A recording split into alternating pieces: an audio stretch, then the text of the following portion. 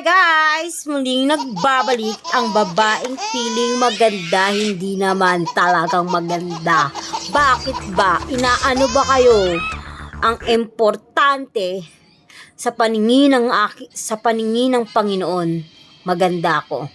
Oh, papalag pa ba kayo doon? Charot!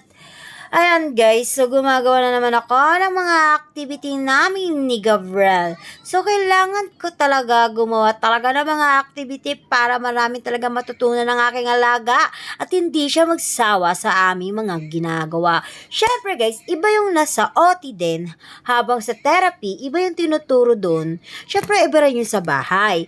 Pag nasa bahay, maraming improvement. Mahirap talaga siguro yung ganitong, may katulad nitong sitwasyon namin ni Gabriel. Talagang, siguro nakita ko talaga guys, yung sa may therapy, yung iba't ibang klaseng autistic, iba-ibang klaseng condition sila. Sobrang nakakaawa sila. Tapos, ang pupogi pa nila, tatapos ng ilong, ang puputi pa nila. Pero sayang. Pero hindi naman sayang din kasi, syempre, kaya nga gumagastos yung mga magulang nila sa ganun.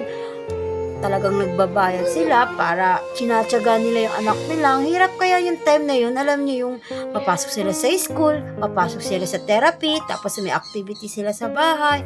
So, sobrang hirap yun na. Yung nakita ko yung ibang nanay na gano'n yung sakripisyo nila. Sobrang nakita kong gaano sila kahirap ng ganun. Kaya minsan talaga swerte kayo pag may anak kayong normal. So hanggang baby pa talaga, kailangan kayong maging focus sa kanila. Kailangan baby pa lang, marami na kayong words na tinuturo. Kasi yun pala yung bagay na baby pa lang, hinahayaan nyo lang manood ng TV, wala kayong pakialam sa kanila. Ayun, unti-unti lumalaki na. Yung sa alaga ko guys, bago namin nalaman, 2 years old na ata yun. As marami yung tanong-tanong yung mga yung amo ko, Jinky, natitipto. Wala naman akong alam sa mga ganong na late development. Wala akong alam sa ganyan kasi ang alam ko lang dati, kaya yung mga bata may, alam yung iniisip ko dati may mga bata may diferensya, may kulang-kulang. Kasi nga, dahil nga, baka pinanaglag ng nanay, may nainom ng ganito, may ininom ng ganyan, ganun. Yun yung akala ko noon. Pero ngayon, as in talaga na-experience ko lang siya dito. Normal naman yung si ate. Wala naman siyang ginawa. Lahat okay naman, lahat kompleto naman siya. Nagpa-check up, lahat naman inayos naman niya lahat ang dapat niyang gampanan.